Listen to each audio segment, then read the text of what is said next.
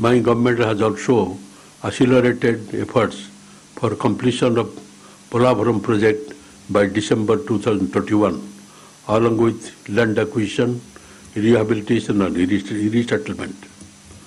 All other ongoing projects will be completed in the next 4 years.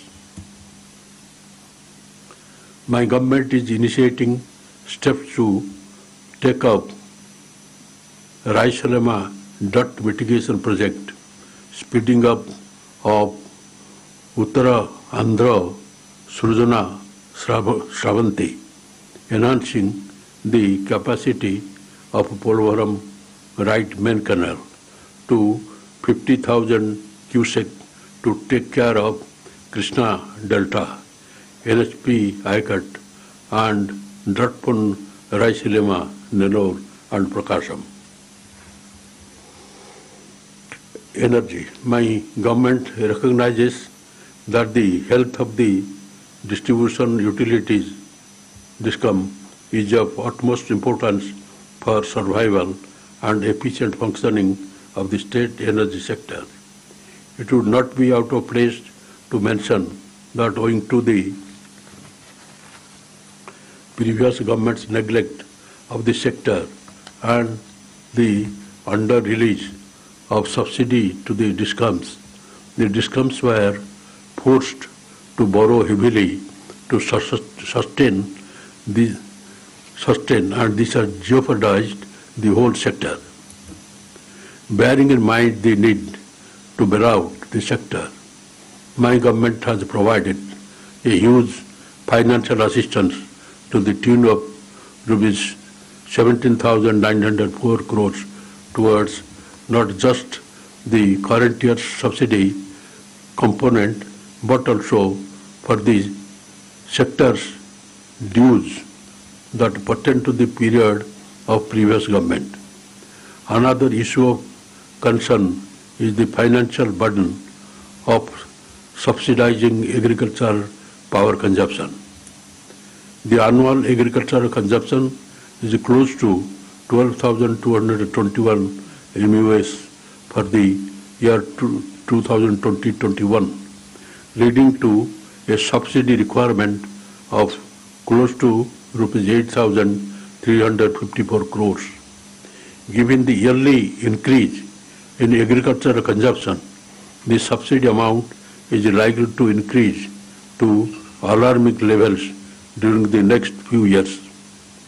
Keeping this in mind, my government has come up with a scheme of significantly reducing the average cost of purchasing power that is supplied to agriculture by leveraging on huge solar energy generation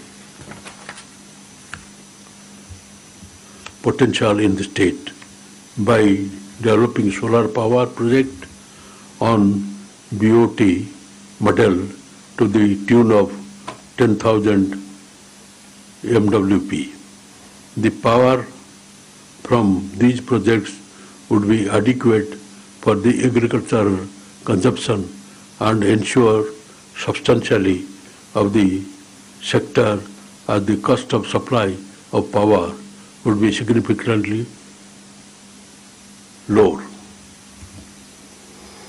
Industrialization and strategic infrastructure development.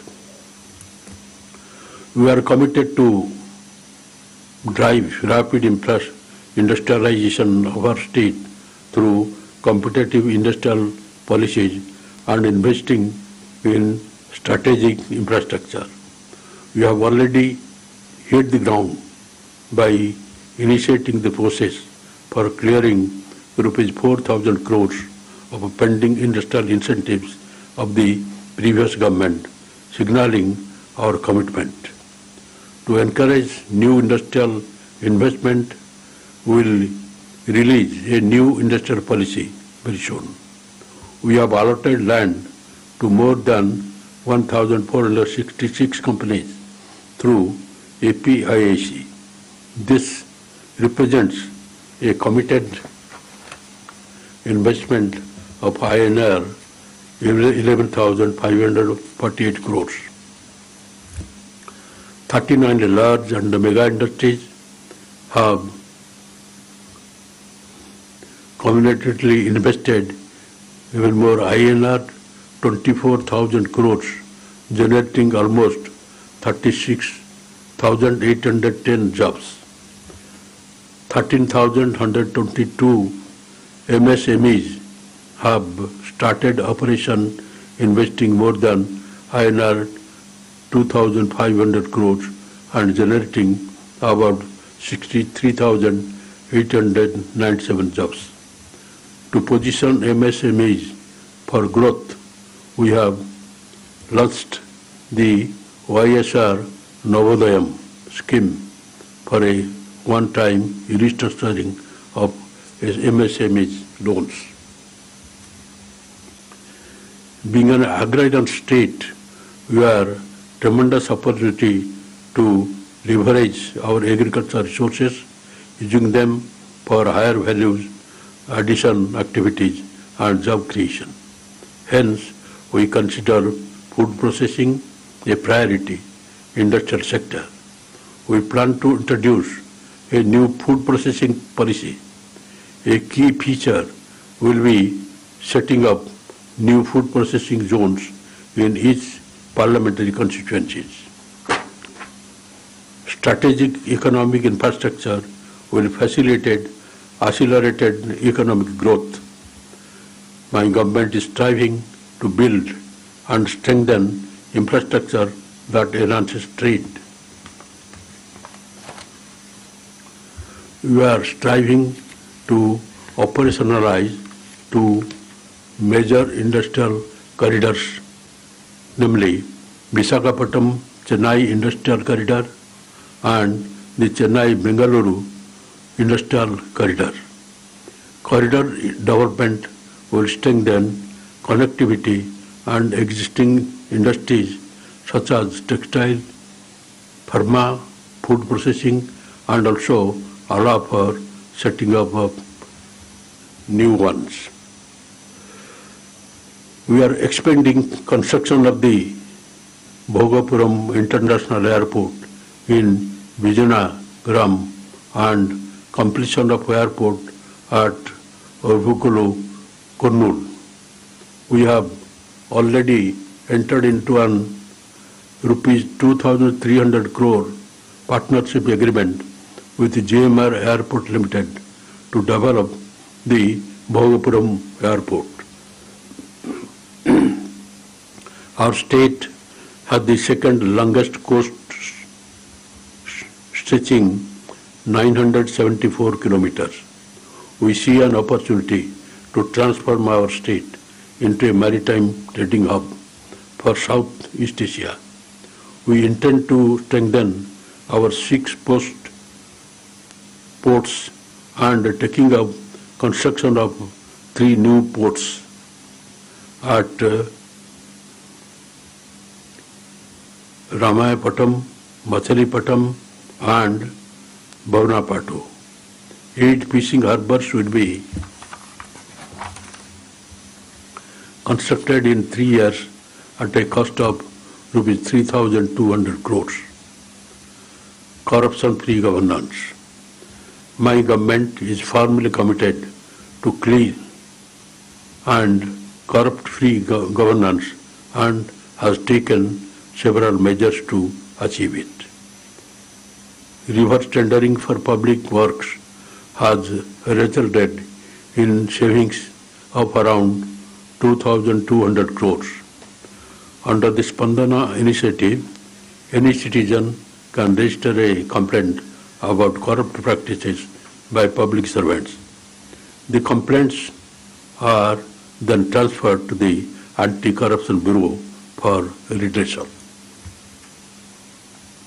COVID. My government has been taking effective steps to contain the spread of COVID-19 and stand ahead of other states in the number of tests conducted.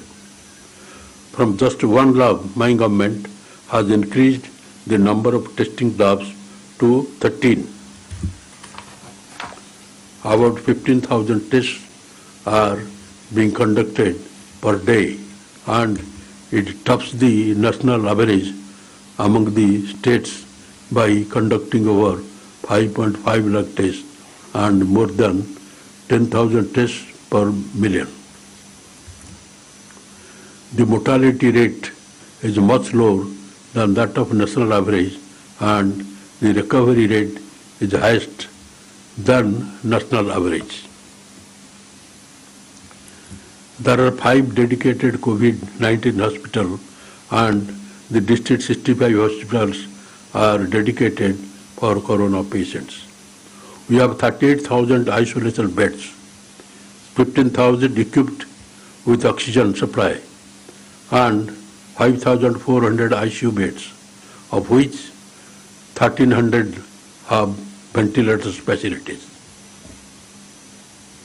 About 24,000 doctors and 24,500 paramedical staff are working around the clock in affected areas, and we have demarcated red, green, and orange zones as per requirements of the containment strategy. Our village ward volunteers, staff of village ward secretariats, medical personnel, police, municipal staff, revenue, electricity, and other staff have done a wonderful job and stood in the front line in containing the spread of COVID-19. During the lockdown, essential commodities, including additional rations of 5 kg rice per head and 1 kg dal per card, 2 times a month, along with one-time assistance of Rs 1,000 were delivered to households. To address the migrant labour issue, my government set up over 400 relief centres to help provide food, shelter, and basic amenities to over 1.2 lakh migrant workers. APRST buses and Shramik special trains were utilized to transport over 3.2 lakh stranded workers to their homes, both in AP and in other states, free of cost. Free food was provided to the workers while they were on the road. Workers returning to their homes in rural Andhra Pradesh are being provided additional MG NREGS jobs to help them earn an income. My government has spent Rs 2,200 crore towards market intervention and purchased agricultural production from farmers during COVID